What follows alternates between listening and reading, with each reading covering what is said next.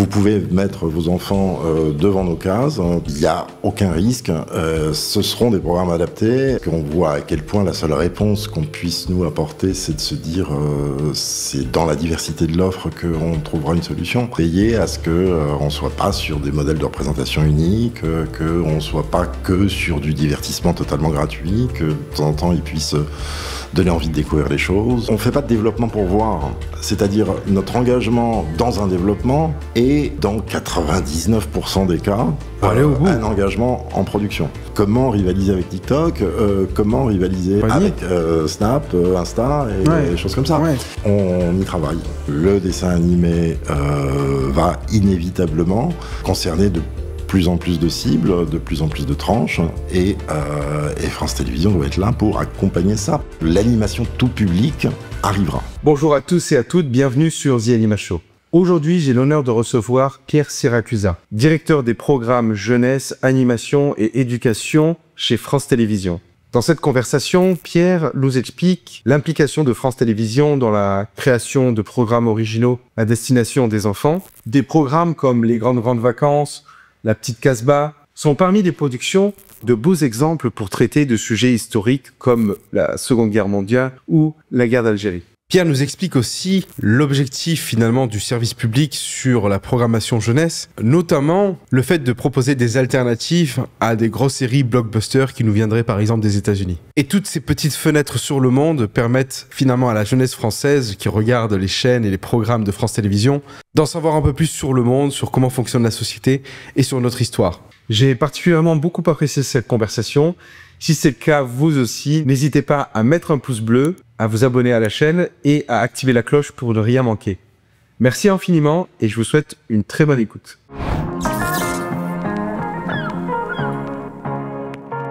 Pierre, bienvenue sur The Anima Show. Merci de m'accueillir. Est-ce qu'on a l'impression, ou en tout cas, on a la mission de porter une jeunesse sur son dos quand on est en charge des programmes jeunesse chez France Télévisions? Je l'envisage pas vraiment comme ça. On peut pas rester aussi longtemps dans ce merveilleux monde de la jeunesse et de l'animation sans aimer profondément l'écriture jeunesse, le public jeunesse, et au-delà de ça, l'animation à proprement parler. Donc je pense que c'est d'abord un métier de passion. Ce qui n'a pas toujours été le cas. Des gens en charge de la jeunesse dans les chaînes, ça a souvent été un tremplin pour aller ailleurs. Moi, j'ai l'extrême chance d'adorer l'animation d'abord, de m'être découvert une part d'enfance encore présente et d'avoir un vrai plaisir à me faire émouvoir comme un enfant de 8 ans. Ouais. Alors après, il y a des responsabilités à l'intérieur de ça. Avant même d'éduquer, il y a d'abord la question de est-ce que c'est adapté tout court, c'est-à-dire un des grands sujets de la jeunesse, c'est qu'il n'y a pas un public, il y en a 5. Tout à fait. Ouais. Et on voit à quel point une de nos responsabilités à nous est de veiller à ça, c'est-à-dire à veiller à ce qu'on ait des programmes adaptés pour toutes les tranches auxquelles on s'adresse, puisqu'on démarre de 3 ans jusqu'à un plus soif, et qu'il y a plus de différence entre un enfant de 3 ans et un enfant de 10 ans qu'entre l'enfant de 10 ans et un adulte. Ouais. Ça veut dire donc être effectivement très vigilant sur ça, sur ces questions d'adaptation, de compréhension, et après réfléchir aussi à qu'est-ce qu'il est juste, responsable et utile de transmettre à l'intérieur de ça. Alors ça fait pas de nous des grands moralisateurs, parce qu'on voit à quel point la seule réponse qu'on puisse nous apporter, c'est de se dire c'est dans la diversité de l'offre qu'on trouvera une solution. Mais veiller à ce qu'on ne soit pas sur des modèles de représentation uniques, qu'on ne soit pas que sur du divertissement totalement gratuit, que de temps en temps ils puissent donner envie de découvrir les choses. Oui, c'est pour ça que vous avez des programmes comme Grizzly et Lemmings où voilà, c'est un peu pour profiter de la jeunesse, faire rire. Ouais. Et puis se marrer devant un écran. Qui est bon de rire. Qui est bon de... Mais exactement. Et puis de l'autre côté, des programmes comme La Petite Casbah où on va parler en sous-bassement d'un fait historique qui est propre à la France, etc. Ouais, là c'est le grand écart.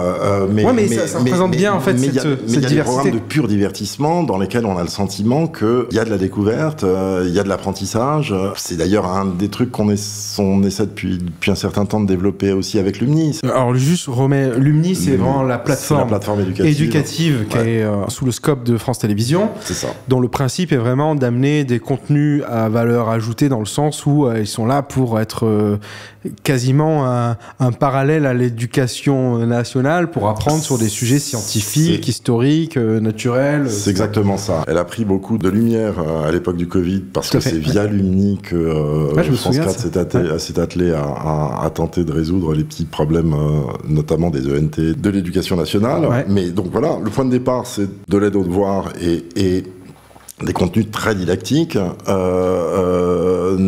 qui concernaient essentiellement là où il y en avait le plus de besoin, c'est-à-dire les collégiens et les lycéens. Ouais.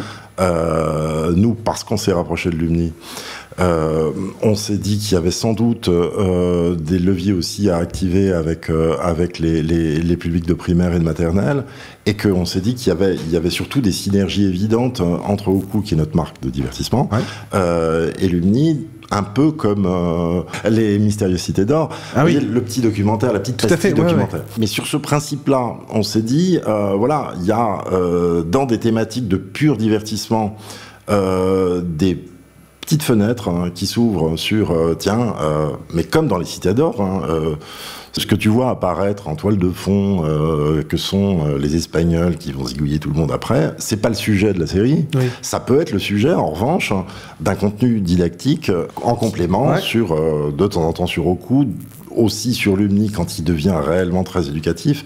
Donc voilà, il y a des synergies comme ça. Cette idée de trajectoire ludo-éducative qui a l'air d'être un mot très compliqué, mais qui prend tout son sens sur les cibles classiques de l'animation que sont les maternelles et les primaires, parce que sur le fond, il n'y a pas de distinction très nette entre ce qui relève du jeu et ce qui relève de l'apprentissage. Le simple fait de découvrir un enfant qui nous ressemble et qui va vivre des expériences qu'on n'a pas encore vues, vécues, c'est un apprentissage. Le fait de découvrir un autre enfant qui ne nous ressemble pas, mais dont on va enfin comprendre quels sont les leviers, quel est son comportement, etc., c'est un apprentissage encore plus grand. Tout à fait. Donc voilà, je peux au programme, en fait, vous faites voyager dans les sciences, mais comme dans le vécu, toute une jeunesse française d'ailleurs, qui se branche sur Oku en VOD ou alors sur France 2, France 3 et compagnie. France 4 aussi. Qu'on a. C'est surtout qui est un sujet d'ailleurs, France 4, on pourra en parler un petit peu, mais avec effectivement, il y a eu une survie de France 4, un relancement de France 4, il y a plein de choses. Mais en tout cas, moi je me sens concerné. Je suis parent de 2 enfants. Le plus grand a 6 ans, la deuxième elle a bientôt 2 ans. Et on a tout ce qu'il vous faut. Voilà, vous avez tout ce qu'il vous faut. C'est important que dans le mix que moi je propose en tout cas à mes enfants, en tout cas au plus grand, parce que la petite elle ne regarde pas encore les dessins animés, mais c'est à la fois du France Télévisions, de Netflix, de plein de choses différentes, mais c'est choisi quoi. Et quand je branche mon enfant sur France Télévisions, je donne confiance en fait à la caution France Télévisions. Et c'est vrai qu'à chaque fois, les programmes sont plutôt très quali. Une question qui me vient à ce sujet, c'est vraiment à quel moment vous intervenez dans un projet de dessin animé finalement. Est-ce que c'est très en amont, on vient vous pitcher et vous dites on s'engage, on y va, on vous accompagne, ou est-ce que c'est quand le projet est assez avancé et que vous allez faire de l'acquisition, ou est-ce qu'un un mix des deux aussi, je sais pas. Comme toutes les chaînes, on a les deux. Ouais. On a une énorme proportion de programmes qu'on a soutenus. Alors on n'est plus coproducteur, on est préacheteur, mais en tout cas on est préachat, c'est-à-dire on finance pour avoir des fenêtres de diffusion prioritaires. Okay. Ce qui ressemble à de la copro, sauf qu'on n'a pas de part du négatif. Donc, ce sont des programmes qu'on a accompagnés. La première des responsabilités qu'on a, nous, c'est d'éditer. C'est-à-dire d'être justement le garant de... vous pouvez mettre vos enfants devant nos cases, pour peu que vous ayez compris que France 5, c'est les plus petits, et France 4, c'est à partir de 5 ans, 5-6 ans. Vous pouvez les mettre tranquillement devant nos antennes. Il n'y a aucun risque. Ce seront des programmes adaptés avec... on essaye d'y mettre le plus d'ambition possible, narrative, éducative, inclusive aussi, enfin vraiment des missions propres au service public. Donc pour ça, on a une place un peu particulière qui est qu'on est le partenaire historique de l'animation. C'est nous qui finançons 50% de la production française. Et ça veut dire que on est très sollicité. Et on l'est très en amont parce qu'on est souvent la première pierre à l'édifice financière, en tout cas, de ce qui est l'économie générale de financement d'une série, quoi. La grande aventure d'un montage d'un truc qui coûte un pognon de dingue. L'autre raison pour lesquelles on a les projets très en amont, c'est aussi parce que, en fait, c'est assez rare qu'on ait un programme sur lequel on s'engage from scratch. C'est-à-dire, on a un pitch, on lit le projet, il passe les différents comités, et ça y est, on signe tout de suite ça n'arrive jamais, ça.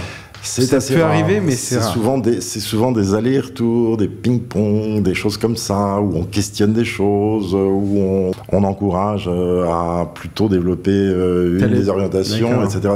Et les producteurs le savent, et donc ils nous amènent aussi des projets qui ne sont pas complètement aboutis, puisqu'ils savent qu'on a cette sale manie de mettre notre nez dedans. Mais vous avez cette même manie qu'ont la BBC en Angleterre, qu'ont tout plein de chaînes nationales, en fait. Donc non, là-dessus on assume complètement. Les raisons pour lesquelles cette phase-là de dialogue et de négo pour certains producteurs sur la teneur de leur projet peut s'avérer longue, c'est aussi parce que le plus souvent, on passe après par une phase de développement qui va nous permettre de régler à peu près toutes les questions éditoriales autour du projet. En animation, elles sont nombreuses, parce que la pré-prod, l'animation, c'est l'art de la pré-prod. Il n'y a pas de magie du tournage et machin, etc. On a à peu près tout verrouillé, parce que faire une minute d'anime de trop, c'est une mauvaise gestion. Bref, donc... cette phase-là, elle est longue aussi, mais surtout très onéreuse. Et nous, on ne fait pas de développement pour voir. C'est-à-dire, notre engagement dans un développement est, dans 99% des cas, un engagement en production. Donc, on est un tout petit peu responsable aussi sur l'argent public qu'on dépense. Donc, on a quelques petits... longs conversations avec les auteurs et les producteurs. Ah oui, forcément. Qui se concrétise en des notes, souvent. Voilà, donc j'imagine que vous avez toute une équipe qui s'attelle à lire les scénarios, les bibliographiques, etc. pour dire, ah là, on a un petit sujet, il faut qu'on le vérifie, ou est-ce que vous pouvez modeler dans ce sens-là. Et c'est logique, hein, vraiment. Mais du coup, ça rajoute au temps long du temps long, quoi. Ouais. Et après, on est, encore une fois, un peu central dans le truc, donc on reçoit, à part les projets quasiment commandés par nos gentils concurrents, on reçoit quasiment 80% des projets qui sont développés en France, et le tissu de production est assez important. Ah bah oui, non mais en France on est... Donc ça fait beaucoup de lectures. J'imagine. Beaucoup de sollicitations aussi.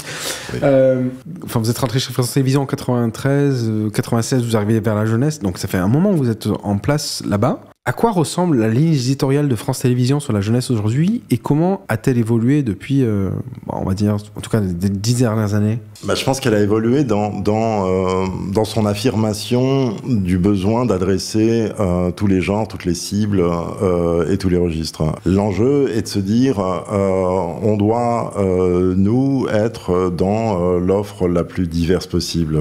Alors, ça n'enlève rien au fait que... on sait que le ciment des cases maternelles, c'est des grosses IP à très très gros volume, et qu'il faut un temps fou avant de renouveler un Peppa Pig ou un Pat' Patrouille pour TF1, que ça se structure autour de ça. Mais notre enjeu à nous est de se dire autour de ça, autour de ces locomotives qui sont le gros moteur de l'offre préscolaire, on doit, nous, proposer des alternatives à tout ça. D'abord pour préparer le renouvellement, mais aussi, même si c'est pour servir des niches de ce public-là, pour leur proposer justement des alternatives à le monde n'est pas exclusivement représenté par Bluey, même si c'est chic. On est très fiers de Bluey. Bluey, c'est une superbe IP qui nous vient d'Australie d'ailleurs. Mais le monde n'est pas fait de chiens bleus. Exactement, on a besoin... Non, mais encore une fois, l'idée est de se dire qu'on sait à quel point on participe quand même à la structuration de l'imaginaire de toutes ces cibles-là. Donc notre devoir à nous est de se dire bon, ok, c'est super, un petit cochon qui se marre beaucoup avec son papa et sa joyeuse bande de potes, mais peut-être que on pourrait aller explorer d'autres territoires narratifs, d'autres typologies de personnages. Donc voilà, on essaie d'élargir les trucs, y compris les registres. Le sujet, il est encore plus vaste sur les autres cibles qui, elles, pour le coup, ont des besoins vachement plus distincts, même si, là encore... Pensez à quelle cible en particulier? Plus âgée à partir de 5 ans, même si, là encore, le vrai gros blockbuster, il est d'abord dans la comédie, mais on a besoin d'action, on a besoin d'aller aussi dans des registres peut-être aussi un peu plus dramatiques, des tentatives aussi de récits initiatiques. C'est une des grandes questions de la jeunesse. Depuis une bonne vingtaine d'années, le feuilleton était interdit. Ça tient au modèle même de diffusion de l'animation dont économiquement un diffuseur ne peut pas compter que sur une seule diffusion d'un dessin animé. Le principe est qu'il est amorti sur un grand principe de multidiffusion. On a par ailleurs, compte tenu des usages, des vraies difficultés à créer un réel rendez-vous. On a des cases et des publics qui n'arrivent pas à la même heure devant l'écran et des calages qui bougent régulièrement pour des raisons techniques très complexes. Donc les programmateurs se sont privilégiés les séries non feuilletonnantes. Ils ont fait plus que privilégier, ils ont interdit carrément, le feuilletonnant. Ce qui veut dire que ça, plus la réduction des formats, le format 26 minutes, là encore, à partir des années 2000, c'est raréfié. On se retrouvait avec exclusivement des programmes de 7 à 11 minutes, bouclés.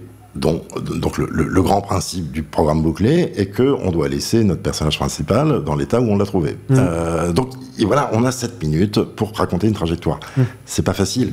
Or, on s'adresse à la population qui, elle, est en perpétuel changement. Donc, s'il y a un endroit où le récit initiatique doit être présent, c'est dans l'offre jeunesse. Donc, on a plaidé très longtemps pour un renouveau du feuilleton. On avait une opposition des programmateurs qui se comprenait.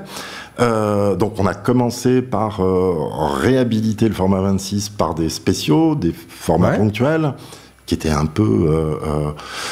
une espèce de manière de souffler. Unitaire, c'est ça. On a petit à petit considéré qu'on allait faire d'autres formats spéciaux, c'est-à-dire en gros tout ce qui ne relevait pas du 78x7 ou du 52x11.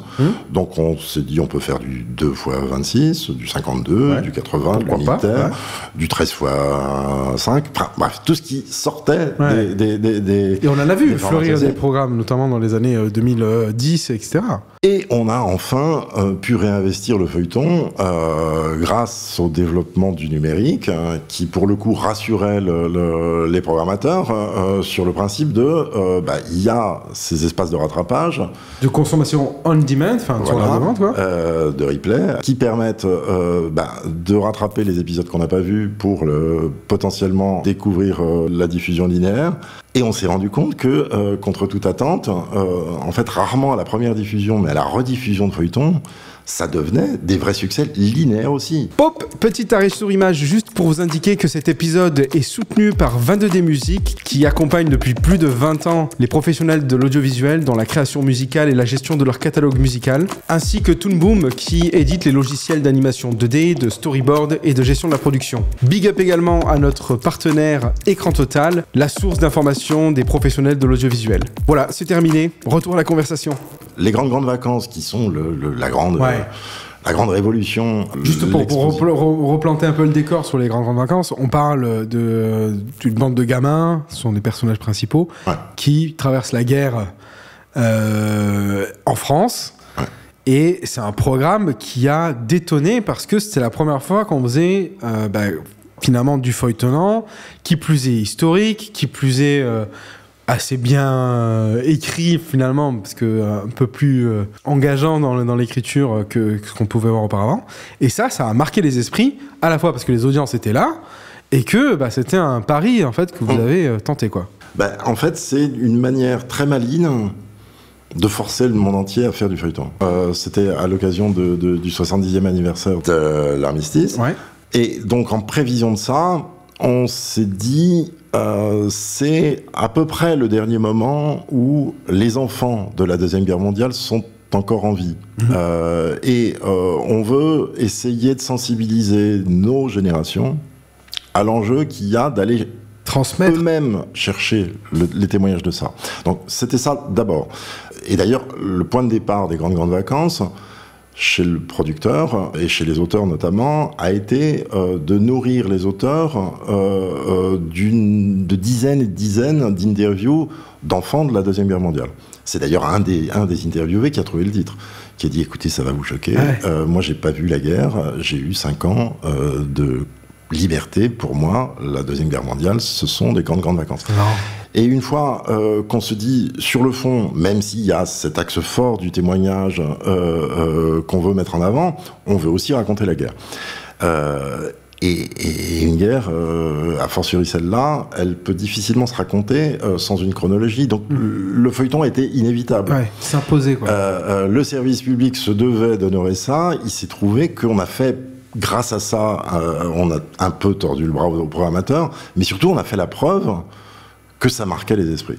Ça marquait d'abord les esprits des parents. Et la réflexion des enfants. Mais aussi les esprits des enfants. Et encore une fois, 10 ans plus tard, on rediffuse et en linéaire et sur la plateforme, évidemment, les grandes vacances. C'est un hit à chaque rediffusion. C'est dingue. C'est un blockbuster. C'est devenu un blockbuster. Et pourquoi ? Parce qu'en réalité, l'incarnation, c'est la cristallisation de plein de discours de famille, parfois non dits, parfois non racontés. On peut imaginer une famille, ils vont se brancher là-dessus et regarder un épisode ensemble et ouvrir un débat. Ah, mais c'était ça la guerre, et puis qu'est-ce qui s'est passé ? Et papy, t'étais où ? Un des grands axes de notre combat actuel, qui date pas d'hier d'ailleurs, qui est de constater à quel point les parents sont très soucieux de ce que consomment et regardent les petits, les maternelles, et qu'à partir de 6 ans, il y a une vraie envie chez l'enfant d'être autonome, mais il y a le plus souvent un désengagement des parents. Donc, un de nos gros enjeux aussi qu'on a porté avec les grandes vacances, c'est de réintéresser les parents et les grands-parents en l'occurrence, à ce que regardaient les enfants. Donc, c'est effectivement ce gros sujet de l'écoute conjointe. J'ai envie de vous interroger sur vous, votre personnalité, parce que, comme je disais, vous occupez ce poste, et pour avoir ce rôle-là, c'est qu'on est attaché à l'animation, on est attaché au visuel, on est attaché au récit. C'était quoi vos séries d'antan qui vous ont marqué en animation ? Et est-ce que vous avez un goût prononcé pour l'animation ou des arts tangents comme la BD, des choses comme ça ? Moi, je suis arrivé par la fiction. C'est-à-dire, j'ai un goût prononcé pour le récit et les formes narratives et tout ça. Et je suis arrivé très tôt, au siècle dernier, à France Télévisions, avec la conviction qu'il allait se passer des choses en fiction. Je fais partie de ceux qui ont été particulièrement frappés par Twin Peaks, le décalogue, c'était le début des années 90, et c'était tout à coup le sentiment qu'il s'y passait des choses, et qu'il s'y passait des choses qui pouvaient pas arriver au cinéma, précisément du fait du volume. Ouais. Parce que c'est aussi ça que les enfants découvrent avec le feuilleton. On parlait d'écoute conjointe tout à l'heure, mais ce qui fait un succès, c'est pas l'écoute conjointe, c'est aussi les enfants seuls qui vont regarder. Les enfants qui ont découvert, peut-être sous l'incitation de leurs parents ou de leurs grands-parents, les grandes vacances, ont en même temps découvert la densité psychologique, narrative d'un feuilleton. C'est-à-dire le à suivre. Ouais. Permet de, je vais vous dire un truc très con, mais il y a plus de psychologie dans un pauvre soap à 3 balles que dans n'importe quel long métrage de cinéma. Tout à fait, ouais. Du fait de la longueur. De l'arc narratif, de l'évolution d'un personnage sur des séries, des saisons entières. Et ce qu'a consacré Twin Peaks et le décalogue, je parle des deux parce que je crois que je les ai découverts à peu près en même temps, c'est tout à coup la conviction chez des grands auteurs, Lynch d'un côté, Kieslowski de l'autre, qu'il y avait quelque chose à faire avec cette longueur, avec ce volume. Donc moi je suis arrivé à la fiction avec ces envies-là. J'ai été très déçu par le conservatisme, on va dire, et la fameuse règle de on lâche pas la proie pour l'ombre sur du prime time, c'est-à-dire on va pas prendre le risque de décourager les plus vieux pour faire venir les plus jeunes qui seront les derniers à venir. J'ai donc choisi de quitter la fiction et j'ai découvert totalement par hasard l'animation que je connaissais comme un cinéphile exhaustif, mais pas plus que ça. Il se trouve que c'était en 95, que ça coïncidait là aussi avec une petite révolution qui était l'arrivée de Pixar et de Toy Story. Ouais. Qui là aussi faisait très largement bouger les lignes de ce qu'était un propos à destination des enfants, mais qui n'hésitait pas à aller dans des grandes ambitions d'enjeux et de traitement des choses, quoi. Et ce que j'ai découvert, c'est d'abord mon appétence pour le récit enfant, mais surtout une liberté chez les commanditaires. C'est-à-dire, il n'y a pas la baston du prime, il y a des espaces... que d'ailleurs le plus souvent personne ne regarde en dehors de nous. Matinaux, très matinaux. Le seul sujet est de se dire il faut faire marrer les enfants et façonner leurs esprits. Et tous les moyens sont bons. Et donc j'y ai découvert un espace d'expérimentation qui n'y avait pas à l'époque en fiction. Ça a un peu changé depuis, mais après j'ai découvert aussi effectivement les particularismes de l'animation qui sont un principe de la page blanche, hein. C'est-à-dire tout doit être pensé, tout est porteur de sens. On part de rien et jusque à la couleur du toit et la matière du toit, tout ça est posé et re-questionné à chaque fois. Et du coup, un espace d'expérimentation, mais surtout de création formelle, narrative absolument délirant. Avec la seule contrainte qui est que à l'époque on ne s'adressait qu'aux enfants. Donc mon enjeu à moi est de dire, comme la BD l'a fait à partir des années 80-90, le dessin animé va inévitablement concerner de plus en plus de cibles, de plus en plus de tranches, et France Télévisions doit être là pour accompagner ça, parce que malheureusement ce choix-là d'élargir les publics de l'animation, ça relève pas du champ des producteurs, ça relève malheureusement du champ des diffuseurs, en tout cas des investisseurs. Donc je suis aussi avec cette mission aider à l'émergence d'un dessin animé libéré des strictes contraintes des enfants. Donc c'est ce qu'on fait depuis quelques années avec Slash. Qui lui s'adresse à un autre segment, lui aussi assez limité. Ça, maintenant, vraiment jeune adulte, puisque Slash s'est recentré sur les 18-25, 18-30. Mais c'est pas suffisant. L'animation tout public arrivera. Elle est arrivée d'ailleurs sur des plateformes comme Netflix et tout, qu'on peut considérer comme vos concurrents ou pas, parce que, mais bon, c'est vrai qu'en termes de d'attention, je suis pas sûr que Netflix soit allé chercher tous les publics. Non, mais ils ont ouvert des brèches à certains endroits. On peut parler d'Arcane, mais après, il faut aimer les animés. Mais elle s'adresse quand même à des jeunes ados, jeunes adultes, quoi. Enfin, là, pour le coup, les plateformes n'y sont pour rien, hein. Exactement. Mais je comprends cette ambition, en fait, d'ouvrir l'animation, parce que c'est un véhicule de beaucoup de récits possibles. Et alors, comment vous percevez-vous cet a priori que peuvent avoir certains décisionnaires sur l'animation comme étant le format pour les jeunes enfants et point barre?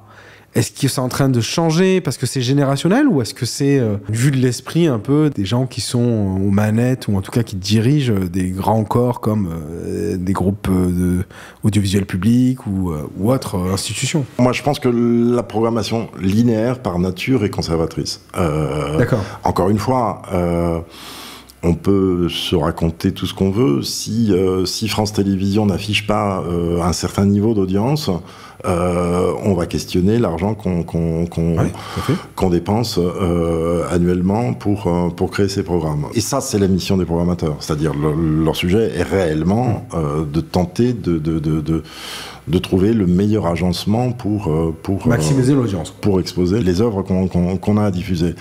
Malheureusement, jusqu'à maintenant, les chiffres leur donnent raison. Mais prenons juste les meilleurs Pixar. ont toujours fait moins d'audience qu'un film en prise de vue réelle. Oui. Il y a ce truc d'éducation des publics, mais qui relève aussi de la difficulté que toutes les chaînes linéaires ont à attirer les moins de 50 ans. Oui, oui, c'est ça. Encore une fois. Ouais, mais c'est vrai. Et ce sujet, il est maintenant bien plus abordable depuis que France Télévisions n'est plus une entité de diffusion linéaire, mais c'est d'ailleurs maintenant musclé avec plutôt France.tv clairement. Avant. Replay, le VOD. Et c'est dans tous les cas une synergie entre les deux. Bon, la plateforme elle-même pose des questions de programmation aussi, de mise en avant, et de comment on donne à voir les programmes que vous avez. Vous connaissez le temps de recherche d'une nouvelle série sur Netflix, c'est affligeant. Oui. Je crois que c'est plus de 40 minutes. Il y a des gens qui passent leur soirée à chercher quelque chose pour ensuite abandonner. Ça arrive souvent, même ça arrivé d'ailleurs. On sait que c'est un combat qui est loin d'être gagné. Il y a d'abord un enjeu de volonté et d'intention. Et je pense que ça fait partie aussi de nos responsabilités à nous, de service public, partenaires historiques de l'animation. Très bien, merci d'exposer ça très clairement. Vous avez aussi un autre enjeu qui est vraiment lié au type de consommation qui est en train de vraiment se révolutionner. C'est-à-dire qu'aujourd'hui, les jeunes et les enfants sont de plus en plus à rechercher des contenus sur YouTube, sur des plateformes sociales, sur tous ces espaces de VOD. Comment France Télévisions, avec des initiatives comme Oku, mais il y en a d'autres, va chercher à surfer finalement cette vague de consommation nouvelle et qui finalement est en train de s'accélérer, quoi? Alors la question est complexe parce que d'abord l'essentiel de notre offre, elle concerne les moins de 12 ans qui, je vous rappelle, sont pas censés aller sur le réseau. Tout à fait. Donc, mais qu'on se le dise entre nous, manière... moi j'observe dans la société, je m'inclus pas dedans parce que je fais très attention, je suis vigilant là-dessus, mais j'observe beaucoup de parents qui donnent un téléphone à leurs enfants entre 2 à 3-4 ans sans faire de contrôle, et souvent les enfants se retrouvent sur YouTube en train de regarder des séries à la longue et sans vraiment être sur des qualités et je vous dis encore une fois, un de nos gros enjeux à nous sur ces cibles-là est de s'assurer que les parents s'intéressent à leur consommation. Je crois pas que le problème soit réellement il l'est aussi à vrai dire, mais malgré tout à 3-4 ans, les parents sont encore un peu vigilants sur ça. Oui. À 6 ans, ils ne le sont plus du tout. Bien sûr. Donc, il y a un sujet d'éducation des parents. Et un sujet d'éducation des parents sur des usages qui sont sans cesse en pleine révolution et sur lequel c'est assez délicat d'être, nous, des donneurs de leçons. Tout à fait. Voilà. Bon, bref. Il y a ce sujet-là. En revanche, il y a le cas YouTube, qui est effectivement le vrai caillou dans le pied de tous les diffuseurs historiques, qui est la plateforme qui, sans débourser un sou, récupère... tous les programmes. Alors, heureusement pas tous, mais une quantité de programmes qui pourrait laisser penser aux parents que c'est suffisant. Alors, petit 1, non, nos programmes sont bien meilleurs. C'est-à-dire, ils n'ont pas tout. Et pour le coup, l'enjeu est effectivement de veiller à ce qui n'est pas tout. Mais grand 2, on perd des pans entiers de la population si on n'y va pas. Tout à fait. Donc c'est un équilibre en fait. Il y a eu une première position d'obstruction totale et de dire non, c'est le grand Satan, on n'y va pas. On a un peu évolué là-dessus. Je parle encore une fois des cibles jeunesse. En se disant, c'est dommage pour les enfants qui, depuis très tôt, ne vont que sur YouTube, de ne pas leur donner une fenêtre sur nos œuvres et nos programmes, mais pour les inciter à revenir chez nous. Et pour le coup, à revenir sur une plateforme qui est ultra sécurisée. Éditorialisée.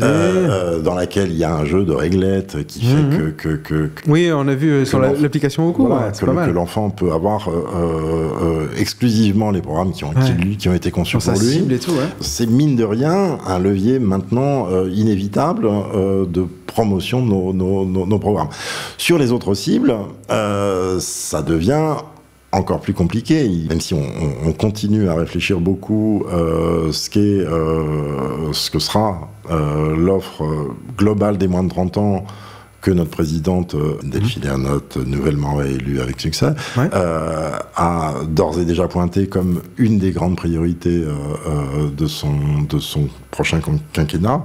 Il y a une grande réflexion sur les 10-18, mais qui se confronte en tout cas à cette grande question qui est que comment rivaliser avec TikTok, comment rivaliser avec Snap, Insta et des choses comme ça. Ouais. On y travaille. Je trouve que c'est un challenge super intéressant. Un grand enjeu moderne. Bien sûr, de la décennie qui arrive. Ouais. Voire du millénaire. Du millénaire. Est-ce qu'il y a une œuvre, une série dont vous êtes super fiers, dont vous voulez parler là en fin de conversation, parce que vous en avez finalement commandité pas mal depuis que vous êtes en place. Il y en a une qui vous a marqué, dont vous êtes assez content et vous en parlez. Il y en a plein en fait, et c'est ça le drame. On a parlé des grandes vacances, qui est une fierté intarissable. Et pour la petite histoire, la première diffusion des grandes vacances en 2015 a eu lieu sur France 3 à une époque où la directrice des programmes venait d'arriver. C'était Dana Astier, grande documentariste, grande famille d'historiens, des choses comme ça, qui, à peu près comme tous ses prédécesseurs, s'intéressait pas plus que ça à la jeunesse, mais c'est évidemment intéressé beaucoup plus aux grandes vacances que les autres programmes qu'il y avait. Que les autres programmes. Et qui a eu un succès, qui, après nous avoir félicité, nous a dit, bon, vous faites quand la suite? Du coup, et donc, après lui avoir expliqué qu'on attendrait la Troisième Guerre mondiale, mais qu'on n'était pas pressé, j'ai tenté sans grande conviction, enfin en tout cas j'avais la conviction de voir le tenter, mais sans l'assurance que ça aurait un peu de résonance chez elle, de lui dire, écoute, je crois que maintenant on est mûr pour parler non pas de la guerre d'Algérie, parce que c'est pas forcément un propos à destination des enfants, mais pour parler de l'Algérie. Et de se dire que, avec justement la Libye de l'adresse aux enfants, et de quelque chose qui se veut réconciliant, on va peut-être enfin pouvoir fixer des éléments de représentation de ce qui relève d'un pan entier de notre histoire, et d'une communauté française pour lequel il n'y a pas de représentation. Et contre toute attente, même si j'avais bon espoir, Dana m'a dit « Go, allez-y ». On y va. On a commencé à y réfléchir avec les équipes des grandes vacances dès 2015. On a mis 9 ans. 9 ans à trouver le bon angle. Oui, mais c'est bien. Cette résilience-là fait qu'à la fin, le programme existe et qu'il est important dans le sens où il incorpore du récit, de l'union des peuples, parce que moi, j'ai un certain âge aussi, mais dans tous les gens que j'ai côtoyés dans ma vie, il y a des enfants d'appelés, des enfants de pieds noirs, des enfants d'immigrés, des enfants de... L'Algérie et la France, c'est une histoire avec beaucoup de non-dits, assez souvent. Et je trouve que des séries comme ça, qui viennent adresser aux enfants des récits d'enfants, d'aventures, etc., sous une fresque historique qui a existé, et en expliquant finalement les dynamiques et donner un petit peu une grille de lecture de ce que ça pouvait être ces fameux événements, ou en tout cas cette guerre, je trouve que c'est courageux de l'avoir fait. Le sujet de Petite Casbah n'est pas d'évoquer la guerre, il est de parler de cette époque, l'avant-guerre, et justement de ce que c'est que cette Algérie qui était française et dont on ne parle pas, qui reste le grand tabou. On a fait une incroyable projection au musée de l'immigration, qui a une grande tradition de projection débat, et alors la salle était comble avec à peu près toutes les générations. Pour la petite histoire, c'est Alice Zéniter, l'auteur de L'Art de perdre, qui était aux manettes et qui nous a amené un angle qui nous a semblé être le bon autour de ça. Donc on a présenté tout ça devant un parterre d'un public intéressé, quoi. D'un public intéressé, mais pas exclusivement d'origine maghrébine, et surtout transgénérationnel. Alors, nous, on était plutôt devant, mais un des auteurs de la série, lui, s'était mis exprès derrière, et il vient me voir après la projection, et il me raconte qu'il y avait un petit bonhomme, visiblement d'origine algérienne, qui, dès le troisième séquence, le point de départ est Radija qui vient rejoindre son grand frère à Alger, qui elle ne connaît pas Alger parce qu'elle vient de Kabylie, lui demande de lui montrer la baie d'Alger, puisqu'il lui en parle dans ses courriers. Donc ils vont escalader, enfin ils vont monter jusqu'à la terrasse. Au point de vue. Et ils vont découvrir la baie d'Alger. Ce plan en couleur, avec la musique. A fait s'effondrer ce monsieur. Mais il l'a fait fondre en larmes, réellement. Et l'auteur, Jean Regnault, pour ne pas le citer, m'a raconté qu'il a suivi l'heure qui suivait, puisqu'il y avait 2 épisodes, à continuer à pleurer, mais à valider les décors avec la tête. C'est-à-dire, on voyait à quel point c'était ça son besoin, retrouver quelque chose de... Et le pauvre est descendu après, et il avait les yeux, évidemment. Il a juste balbutié un merci, et il est parti en courant. Magnifique. Et on se dit, voilà, je pense que... et encore une fois, l'idée n'était pas de prendre parti, de donner une orientation sur... C'était de représenter, en fait. C'était juste de représenter. Et qui est, encore une fois, juste une première pierre à un édifice d'une histoire qui a besoin d'être oralisée et d'être montrée pour qu'on tente de réconcilier tout ça. Donc une de mes grandes fiertés, mais j'en ai plein d'autres. Super. Pierre, merci infiniment d'être venu sur le podcast Anima Show. C'est très gentil de votre part et ça me fait très plaisir de vous avoir reçu. Eh ben merci de votre invitation.